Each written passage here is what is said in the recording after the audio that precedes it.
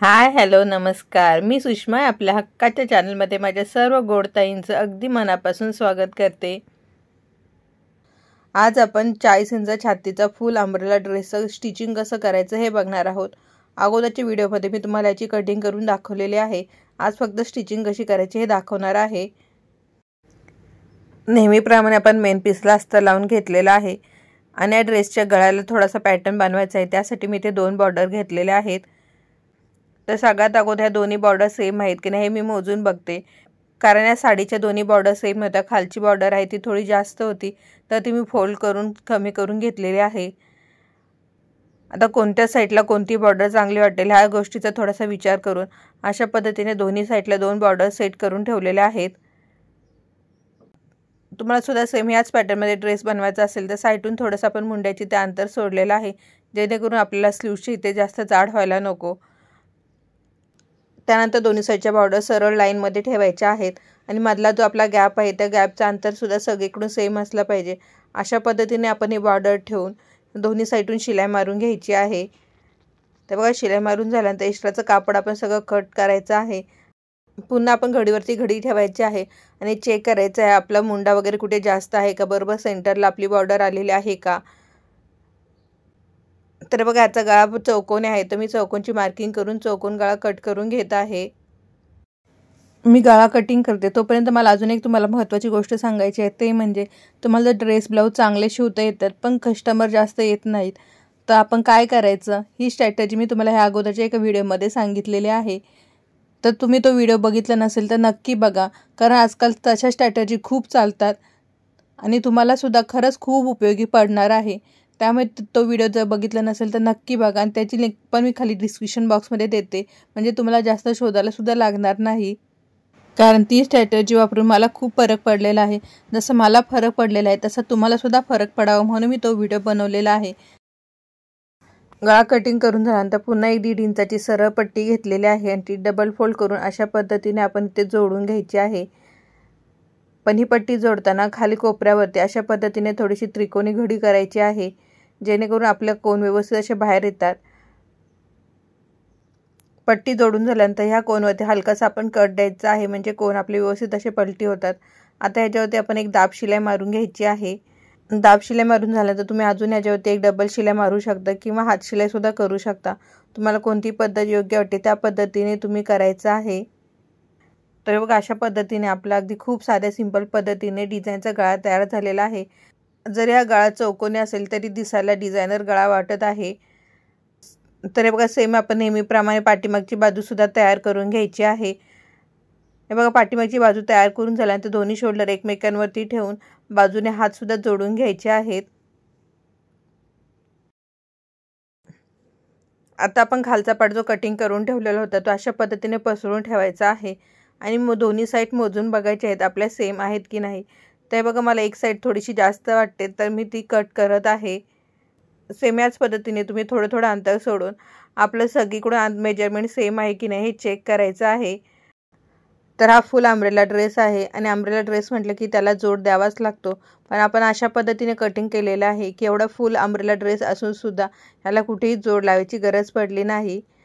जर तुम्ही अगोदरचा कटिंगचा व्हिडिओ बघितला नसेल तो व्हिडिओ तुम्ही नक्की बघा, कारण त्या व्हिडिओमध्ये मी खूप साध्या सोप्या पद्धतीने अंब्रेला ड्रेसला न जोड लावता कसं कटिंग करायचं हे दाखवलेलं आहे आणि लिंक खाली मी डिस्क्रिप्शन बॉक्समध्ये नक्की देते। तर अंब्रेलाचा घेर सगळीकडून सारखा आहे की नाही ह्याची मी पूर्णपणे खात्री करून घेतली। तसेच अस्तरला सुद्धा आपल्याला जोड लावायचा होता, तो अस्तरला जोड सुद्धा लावून घेतलेला आहे। तर आता आपण तयार केलेल्या वरच्या भागावरती खालच्या घेराचा अस्तर आणि मेन पीस एकत्र ठेवून शिलाई मारून घ्यायची आहे। सेम त्याच पद्धतीने आपण पाठीमागच्या बाजूवरती सुद्धा अस्तर आणि मेन पीस एकमेकांवरती ठेवून शिलाई मारून घ्यायची आहे। आता आपण पुढच्या साईडला थोडीशी डिझाईन केली त्यामुळे आपण अशा पद्धतीने एकमेकांवरती ठेवून शिलाई मारून घेत आहोत। नाहीतर हा जॉईंट जोडण्याची आपली पद्धत थोडीशी वेगळी आहे, पण इथे आपल्या पुढच्या साईडला थोडीशी डिझाईन असल्यामुळे आपण ह्या पद्धतीने हे जोडून घेत आहोत। आता आपण खालच्या घेरला बॉर्डर लावून घ्यायची आहे। तर बघा, अशा पद्धतीने बॉर्डर अगदी हलक्या हाताने ठेवायची आहे आणि लावून घ्यायची आहे। खालच्या घेराला अगोदर बॉर्डर जोडून नंतर तो खालचा घेर तुम्ही कमरेला जोडू शकता। मी माझ्या प्रत्येक व्हिडिओमध्ये तुम्हाला हटके आणि वेगवेगळ्या गोष्टी दाखवत असते, तसेच शिलाई रिलेटेड एखादा नवीन प्रकार आला तर सगळ्यात अगोदर तो आपल्याच चॅनलवरती तुम्हाला बघायला मिळतो. ह्या गोष्टी तुम्हाला तर सगळ्यांना माहीतच आहेत, पण जे आपले नवीन मेंबर जॉईंट होतात त्यांच्या माहितीसाठी मी पुन्हा एकदा हे सांगत आहे की तुम्हाला आपल्या या चॅनलवरती नवीन आणि वेगवेगळ्या खूप गोष्टी बघायला मिळणार आहेत. त्यामुळे तुम्ही जर नवीन असाल, अजून आपल्या चॅनलला सबस्क्राईब केलं नसेल तर प्लीज चॅनलला सबस्क्राईब करून आपल्या फॅमिलीमध्ये सहभागी व्हा. तुम्हाला अशाच नेहमी युनिक आणि हटके व्हिडिओ आणि युजफुल व्हिडिओ बघायला मिळतील. आपल्या पूर्ण या घेरला जवळजवळ पूर्ण साडीची बॉर्डर लागते. काही कस्टमर तुम्हाला बोलतील की तुम्ही डबल बॉर्डर लावा, पण तुम्ही अगोदरच सांगत आहे की डबल बॉर्डर आपली पुरणार नाही, कारण आपला हा फुल घेरवाला अंब्रेला आहे. त्यामुळे या घेरला पूर्ण साडीची बॉर्डर लागते. आणि या गोष्टी अगोदरच आपण कस्टमरला सांगितल्यानंतर कस्टमरला सुद्धा असं समजतं की हां, आपण हे अगोदर अशा पद्धतीचे ड्रेस शिवलेले आहेत. आपण जर बघू हां पुरली तर लावू असे बोलल्यानंतर मग कस्टमरला असं वाटतं की नाही, हा आपला पहिल्यांदाच ड्रेस शिवतात किंवा ह्यांनी अगोदर अशा पद्धतीचे ड्रेस शिवले नसतील. त्यामुळे ह्या गोष्टी अगोदर आपण क्लिअर केल्या म्हणजे त्यांनासुद्धा माहीत असतं की हां, यांना यामधलं जास्त माहिती आहे. म्हणून मी तुम्हाला ह्या छोट्या गोष्टीसुद्धा सांगत असते. तर बघा आपली पूर्ण बॉर्डर लावून झाल्यानंतर ह्याच्यावरती दाब शिलाई द्यायची आहे. आणि तुम्ही दोन्हीमधला फरक बघा की दाब शिलाई मारल्यानंतर आपली बॉर्डर कशी दिसत आहे आणि दाब शिलाई मारायच्या अगोदर कशी दिसत आहे. तर बघा दाब शिलाई मारल्यानंतर आपली पूर्ण बॉर्डर व्यवस्थित अशी सपाट बसते, म्हणजे कुठेही उचलत वगैरे नाही. तर हे बघा ड्रेस आपला बऱ्यापैकी जोडून तयार झालेला आहे, म्हणजे पुढचा पार्टसुद्धा जोडलेला आहे आणि बॉर्डरसुद्धा जोडलेली आहे. आता आपण फक्त फिटिंग करायचं आहे. आता सगळ्यात महत्त्वाची फिटिंग करताना काय प्रॉब्लेम येतो आणि कशी फिटिंग करायची हे तुम्हाला मी सांगते. आपली जी फिटिंगची लाईन होती त्याच लाईनवरती मी शिलाई मारत आहे. तुमच्याकडे जर लाईन नसेल तर तुम्ही पुन्हा एकदा मेजरमेंट घ्यायचं आहे आणि मेजरमेंट टाकून घ्यायचं आहे आणि आपली कमरेला फिटिंग व्यवस्थित बसावी म्हणून मी कमरेला नेहमी नॉट लावत असते. तुम्हीसुद्धा शक्यतो कमरेला नॉट लावायचे आहेत किंवा बेल्ट तरी द्यायचा आहे, जेणेकरून आपली कमरेची फिटिंग व्यवस्थित येईल. तर बघा अशा पद्धतीने मी कमरेची ते नॉट दिलेले आहे, म्हणजे कस्टमरला पाहिजे तसं टाईट सेल करू शकतात.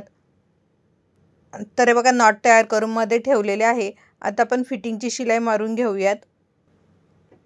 तर फिटिंगची शिलाई मारताना नेहमी शिलाई मारतो सेम त्याच पद्धतीने मारायची आहे. फक्त कमरेपासून खाली मारताना थोडीशी आपल्या शिलाईची पद्धत वेगळी करायची आहे. म्हणजे नक्की काय करायचं आहे, तर हे बघा कमरेपासून आपण जो जॉईंट दिलेला आहे तिथून खाली 3 ते 4 इंच अंतर सोडायचं आहे आणि तिथपर्यंत आपण नॉर्मल शिलाई मारायची आहे. पण 3 इंचापासून खाली आपण अस्तर वेगळं करायचं आहे आणि फक्त मेन पीसला आपण शिलाई मारायची आहे. तर बघा जोड दिलेला आहे, त्या जोडपासून 3 इंच मी सगळं कापड सोबत ठेवून शिलाई मारलेले आहे. पण 3 इंचानंतर अस्तर आपण साईडला करायचं आहे आणि फक्त मेन पीस घेऊन शिलाई मारायची आहे. पूर्ण मेन पीसवरती शिलाई मारून झाल्यानंतर मेन पीसला आपण एक छोटासा कट द्यायचा आहे आणि थोडंसं मेन पीस फोल्ड करायचं आहे आणि नंतर मग दोन्ही अस्तर एकत्र करून अस्तर जोडून घ्यायचे आहेत. तुम्ही अशा पद्धतीने अस्तराने मेन पीस फिटिंग केल्यामुळे आपली साईडची बाजूसुद्धा छान येते, कुठेही फुगा किंवा चुनी वगैरे दिसत नाही. आपलं अस्तर हे छोटं असतं आणि मेन पीस जास्त असतो, त्यामुळे आपण अशा पद्धतीने कमरेचे इथे फिटिंग करायची असते. बऱ्याच ताईंचा अशा पद्धतीचा ड्रेस शिवल्यानंतर फिटिंग करताना इथेच प्रॉब्लेम येतो, म्हणून मी हे अगदी तुम्हाला व्यवस्थित दाखवलेलं आहे. तरीसुद्धा जर तुम्हाला काय समजलं नसेल तर मला नक्की कमेंट करून विचारा. तर हे बघा मी तुम्हाला सरळसुद्धा करून दाखवते की आपली शिलाई कशी आली आहे. तर तुम्ही बघू शकता की कुठेही आपल्याला कळत नाही की अस्तर आपण वेगळं केलेलं आहे. अस्तर आपल्या सगळीकडे सेमच दिसत आहे.